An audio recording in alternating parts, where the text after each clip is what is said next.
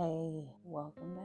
We're talking about something serious today. I was a little hesitant to talk about this because sometimes I feel like you really have to be an expert to talk about things and really know every single thing there is to know about it. And sometimes that keeps me from speaking up about my opinion and how I feel about stuff. You know, the whole point of this channel is to get me to talk more about what I like in myself, in my experience. So I think I can just talk about whatever I want. I hope this video helps someone who might be going through the same thing that I'm going through or has been through it. Maybe find a little bit of, okay, yeah, I know that's like serious today. We're here to talk about high blood pressure. It's a serious topic, but this is actually really interesting because it's one thing to kind of go through that experience when you're a little older, I think, but it's another thing to go through that experience when you're very much in that like 30-ish range where not a lot of people are talking about it, but as you get older, like your body kind of goes through changes. You don't know what to do and you don't know how to fix it, and you have to become a little bit more aware of your health and what you do. I hope this video helps, and I'm kind of going to separate this topic out, tell people I'm going to do 3 different topics help us go through the journey. Okay, the first one is going to be physical, the next one is going to be nutrition, and the last one's going to be mental. Blood pressure is kind of a collection of all of those things. You know, it's not just the one thing, and your blood pressure can fluctuate based on a lot of different factors, but I think those 3 are kind of helpful to sum it up if you're in a situation that I'm in. With all that being said, we can get started. We can kind of just start with my background, then we'll go into the physical. I didn't really check my blood pressure regularly, and I kind of just thought it was like a thing. You go to the doctor, they check it, yeah, whatever, it's fine. I wouldn't say I was the kind of person that was very much on top of my health. Like, I knew I had issues with certain things, like someone telling me about my blood pressure was high and like whatever. I didn't know like how much stake to take into that. Basically, we'll say about a year ago, I did get diagnosed like with high blood pressure, and I kind of had to sit back and like make some changes and kind of reevaluate myself as a person and like the way that I interacted with a lot of things in the world, not just food, not just exercise, just a lot of different things, even though that is a part of this. But I really think taking it from this approach is kind of going to help you get control out of it as much as you can. There's so much about our health that we can control, and there are things about our health that we really can't control. And I'm not going to sit here and tell you that you can control every aspect of your health by, you know, drinking green juice. Like, I'm not going to sit here and tell you this. I will tell you my experiences, and I will tell you what has helped me. You know, I'm not like over the bridge yet or over the hump, whatever people say, but I'm in a good spot and I still have work to do, but that's okay with me. And I know most of it is just a continuation of what I have been doing in time. But basically, I was diagnosed with high blood pressure last year. What that meant and what it meant for me is this: that I had an issue and it wasn't related to what I thought it was related to, and I needed to make some changes. But the changes were not similar to the changes that I had made in the past. I had to make different changes because those changes were, the goal of them was to have a specific outcome. I need to kind of stay focused on getting to that outcome, but also being mindful of the journey it was going to take to get to the outcome, and knowing that there might not be a timestamp of when you reach this specific goal, but overall throughout that journey you will get benefits. It happens time over time, day over day, hour over hour. It's not like a thing that you just do it and it's done and it's like, woohoo, I did this, it's so great. At this point, it's the thing that you do that is a part of your life. You go into your doctor's office, they tell you yada yada, you gotta do this, you gotta do this, you gotta da da da da da. Well, my doctor actually said all those things, but my doctor also gave me a book to read. And if I remember what the book was called, I'll put it up there. Did I read the whole book? No. I read some of the book, which I think was kind of helpful, but I think it did help me because it kind of made you think about health from a standpoint, not just connected to you individually, but like how you needed to move about your group, your world, things like that. It really gave me a different approach about my individual health and the impact that it could make on myself and how I interact with my friends and my family and my community and my people and my job and all those things. And then, you know, she did suggest different things like changes in your diet and working out and trying to get a hold of your stress. And all those things seem very easy when you sum it up into 3 words, but they are difficult to input into practice consistently. That's what makes it hard, whether it be of your own fault or of your fault of your circumstances. Those things are difficult to do. I will just say that. Once I found out about my diagnosis, I just like read up a lot of articles, you know, all that stuff. But the diagnosis part related to high blood pressure is not just like you having it one time and like, yep, that's what it is. Over a period of time, you kind of have to go based off of whatever your doctor says. You kind of have to go and you have to keep checking your blood pressure. It's like a thing where you get to watch it and be like, oh, okay, all right, that was a bad day, that was a bad reading. But then you get like 14 of them. You're like, oh, this is a thing. Like, this is the thing that is bad. And you don't really think about it because the way that it affects you in the beginning is very minor. And it could be a number of things that you don't think are related to your high blood pressure. But the outcome over time of having high blood pressure is very bleak. It's not great. It's very scary. Having those together and reading that really kind of put it in perspective for me about how serious I had to start taking it. I couldn't just say, oh, I'm going to do this, or, I'm going to do that. But this could lead to a life-changing event. So I need to treat this like it's going to lead to that. And I need to think about what changes I need to make so that I can say if it does or if it doesn't happen, maybe something happens and I can't get a hold of my blood pressure in the way that I did before, or maybe I have another health-related issue that affects my blood pressure. I can say I at least did everything that I possibly could. Okay, so we're done with that. That's my background. You just do readings over a course of some odd time. Maybe it's 2 weeks, maybe it's 3 weeks. Maybe it's 1 week, whatever you and your doctor have talked about based on kind of where you fall on the chart. And what I will say is that I like the fact that from my perspective, the doctor was not, and the nurse, they weren't like, oh, this is a reading and this is a problem. Okay, they're like, okay, this reading's kind of high. It could be you just came in here, you just walked in here, this, that, or the other. Let's try to look at it at home when you're relaxed, when you're calm, and kind of see where you fall. And that's basically what I had to do over the course of, I want to say, 2 weeks. And then I got diagnosed, and they do based off where you fall. Sometimes all you have to do is make simple changes. Other times you have to do that, and you also have to be on medication, which is unfortunate because who wants to take another pill? I did end up on medication, and I did kind of have to set where I wanted to fall and set my intentions with like my doctor and medical professionals around me. I was very clear. I was like, okay, so the goal is not to be on this medicine. I don't want to be on this medicine forever. What do I need to do to stop this medicine? And they flat out told me what I would need to do to get off the medicine. And that's where I started. With that being said, we're going to get into the physical part of how you can kind of help your high blood pressure. That's going to be a combination of things. The first thing you're going to have to understand is you will have to find some form of exercise that you can be consistent with. That is important. It can be walking, it can be jogging, it can be dance workouts, it can be cycling, it can be kickboxing, obviously depending on where you are with your high blood pressure, maybe not something so strenuous, because maybe you have it a little bit higher and they're a little bit more concerned about other factors. And so they say, don't do this, but we'll start here. Finding some form of exercise that you can consistently do. At this point, it really doesn't matter what it is, as long as you can do it and you can be consistent with it. That's going to help you manage it. And there's plenty of studies on this. Like, I don't know if I can maybe put some on the screen so you can like see and and it'll help you kind of come to that realization about it. But that will help you. Also, incorporating some form of strength training. And strength training is not just good for your heart and helps, with your circulatory system. It's good for your muscles. It's good for your bones. It's going to be good for you as you get older. But finding some way to incorporate that will help you. If you have problems with exercise and consistency, you need to start small. The smallest amount of time that you have. Maybe you only have 5 minutes. Start very small. I can do 5 minutes today.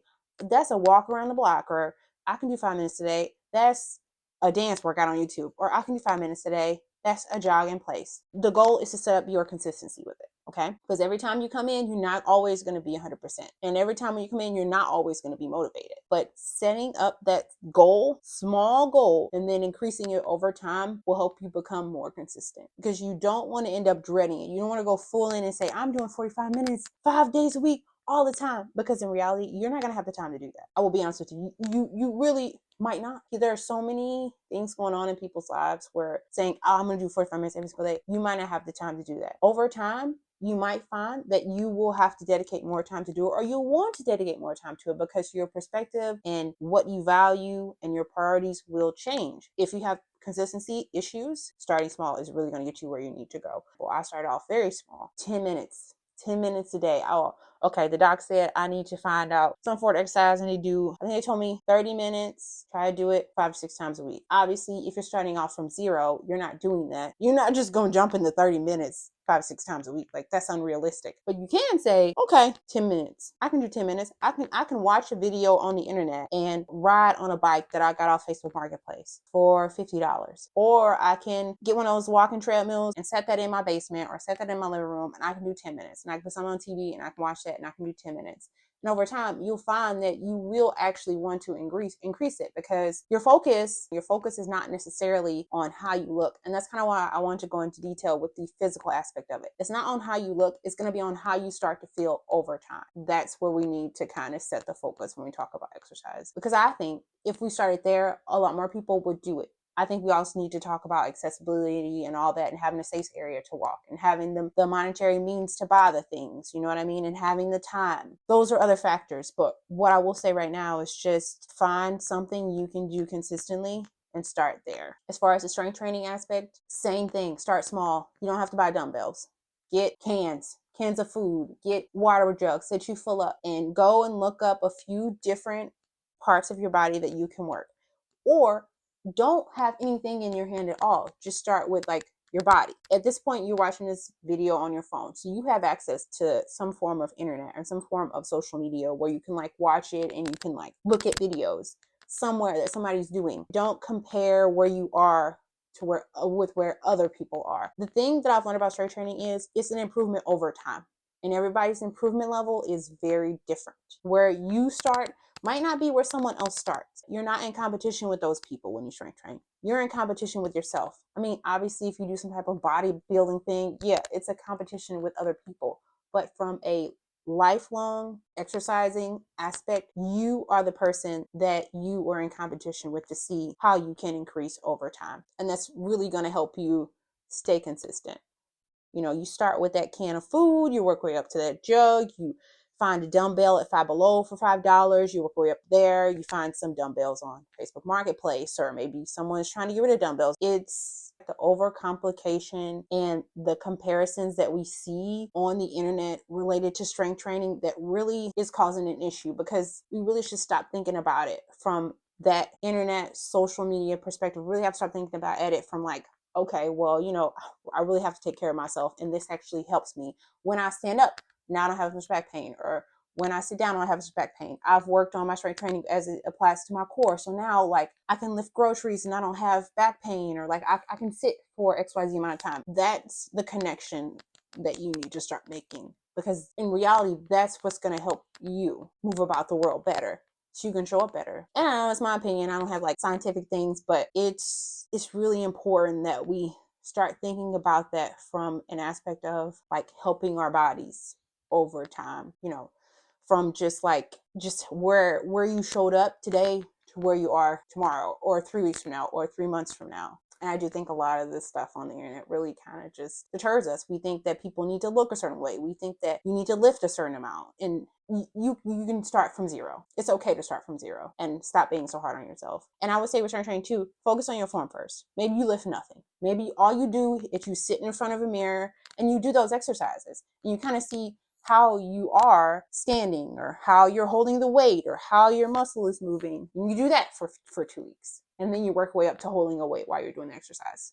Because form is really important. You know, there's been times where I like messed up something. I was like, wow, why does my hip hurt like that? And I was doing exercise wrong. But when you start smaller, your risk of injury is going to be smaller, because you're not overlifting. You know, you're not trying to lift like 30-pound dumbbells when you do this exercise for the first time. Like, you don't need to do that. And I wish people would talk more about how you don't need to do that. Just start small. Just start with yourself. It's okay to be new and not understand and have to learn things. That's okay. You don't need to be so hard on yourself. I guess maybe I'm talking to myself a little bit in this video. So the next thing I'll go into is nutrition, because this is something that is really analyzed and picked apart, and so people have so many things that they have to say about like what you should be eating, what you shouldn't be eating, how you should eat it, how you should do that, how you should do this. And I'm going to say again, the best thing that you can do is find something that you can be consistent with. And maybe you've talked it over with your doctor, and maybe your diet's going to look a little bit different than my diet. And I don't mean diet in a way of like in a harmful way. I just mean a way of like you're going to have to change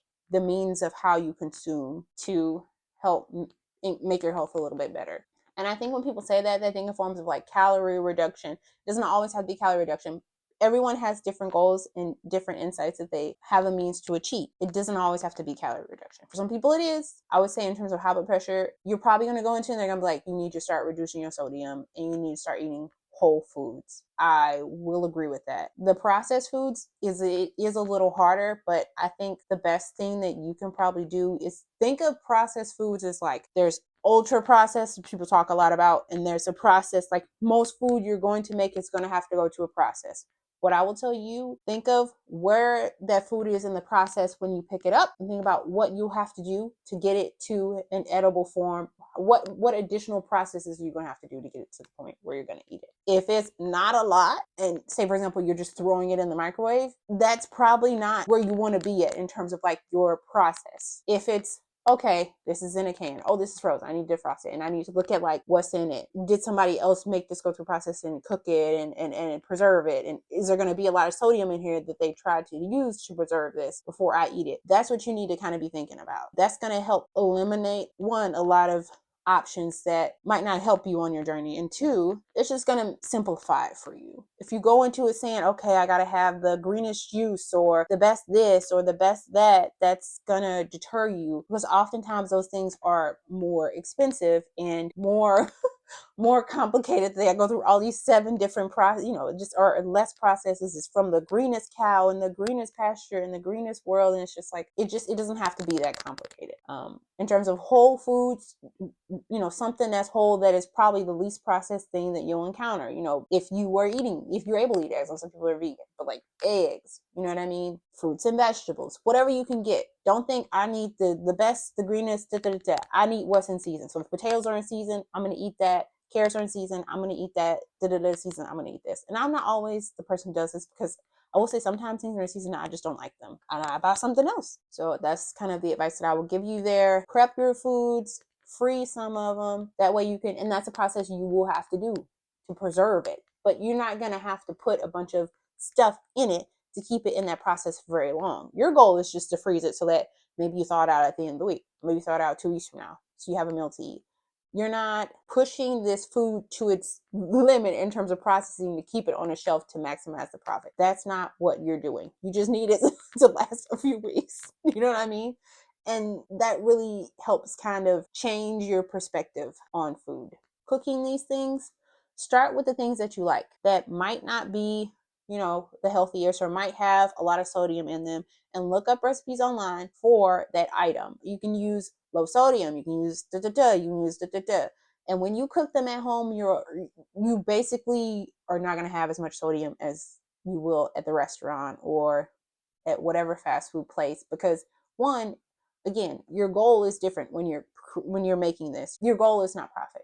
Your goal is not preserving that product for as long as you can to lower your costs. Your goal is to make it fresh and eat it to preserve your health. That's where your goal is. So when you start there, it kind of makes things a little bit easier, because this is something that if your doctor suggests you go on a low sodium diet, this is something that you will have to track. You will have to look at your sodium. When you cook at home, that becomes way easier when you go out to eat. And there will be times where you'll have to go out to eat, or maybe you'll have to. I mean, I guess it's not forced, but like you'll be in situations, maybe you're traveling or maybe you're with friends and you're hungry and you just can't make it that distance, or you can't make it home. It's not accessible to you right now. That does become hard, and I will say it is still hard for me. What I will say is focus on what you can get from that place that is as close to a whole food as you possibly can make it. Don't overcomplicate it. Is this close to a whole food? Is it fried? That's probably not something I'm gonna eat, or I'm gonna make sure the majority of my meal is not fried versus fried, because fried foods shouldn't have a lot of sodium and they're in a lot of oils. When you're making these changes for your high blood pressure and your vessels, they want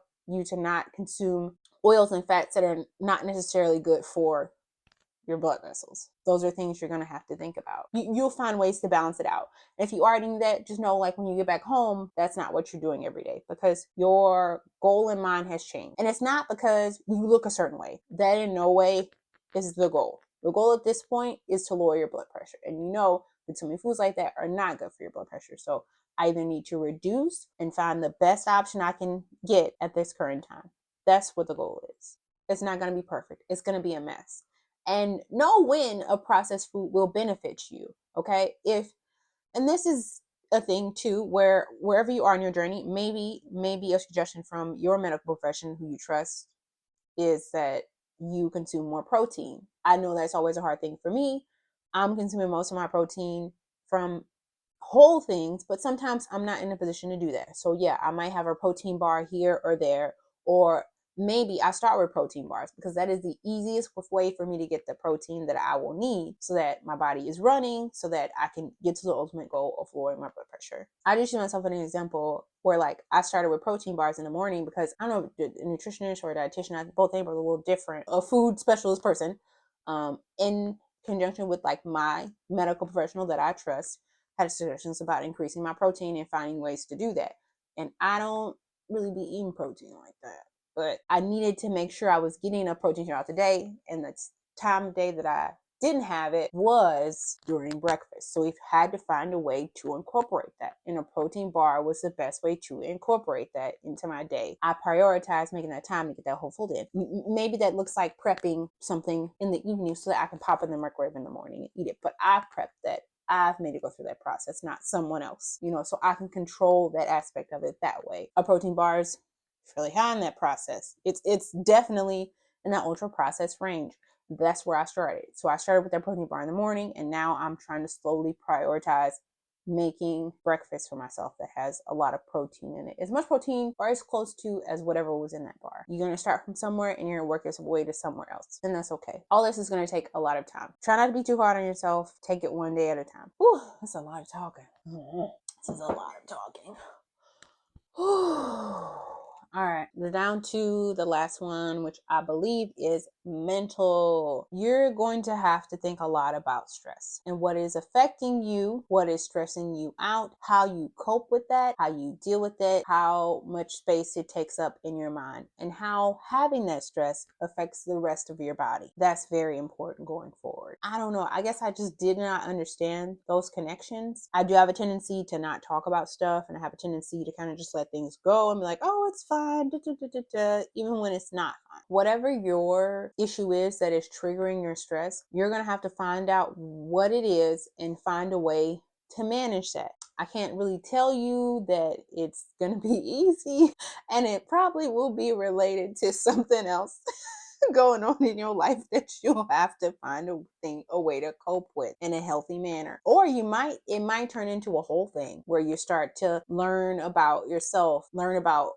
treatment of like yourself and others also, and kind of how you move about the world and how you plan to no longer move about the world, because you're going to come to a consensus basically is whatever that trigger is that is affecting your stress, that is related to increasing your blood pressure, that cost is too high at this point. You're going to kind of change your perspective on what's just stress. I'm stressed. That's gonna be fine. Your perspective will change because now you're in that category where stress is costing you potentially your life. So you will have to start to slowly make changes. Maybe you have to start setting boundaries for people. Maybe you have to start saying no more to prioritize the things that help you manage your high blood pressure and help you manage your stress. Because again, your stakes now have changed. The data shows. Remember we went back how you had to start checking it every day for whatever amount of weeks, and you could see, you know what I mean? Like, it's not invisible. It's a real thing, and it's really happening. You have to start making changes. Full stop. There's no, I'll just get around to it. Your body knows, and this is just wild. There's so much that we don't know about human bodies, but it's interesting how stress affects our bodies. Something else that I don't hear is stress from a social aspect too, and a world aspect, and how you take that in and what you choose to do with it and how you choose to manage the stress that comes along with it. Maybe for some people that's therapy. Maybe for some people that's talking to people who are in your community or in your group who are close to you that you trust and you feel safe around. Maybe that's taking up a hobby. I don't know. It's going to be different for everybody. Maybe it is setting boundaries. Maybe it is saying no. Maybe it is realizing your value. Maybe it's those things. You're going to have to go on that journey on your own because this is very important. It's almost as if high blood pressure is not just one of those things, like I mentioned before, it's like a culmination of all these things. So you can't just focus on one and maybe other ones will go away. It's really interesting how it shows up. Maybe it's yoga, maybe it's meditation. I don't know what your thing's going to be. Everybody's thing is going to be different. The whole end goal is to manage and cope with your stress. Maybe it's related to anger management. I don't know. I don't know your life. I'm not going to make any judgments, whatever. But you're here. You're watching this video, obviously, because you're like, that's me. Well, I'm supposed to do this. Hopefully, I helped you along the way. I really hope that this has helped someone. I've been rambling for a very long time. And another thing, there's a lot of stress from our environment related to how living in a society that values doing these things every day, that truly values health, is not a place where we are. And I think that the more people start to say it, the louder it will be. People will reach an understanding. But yeah, that's all I have.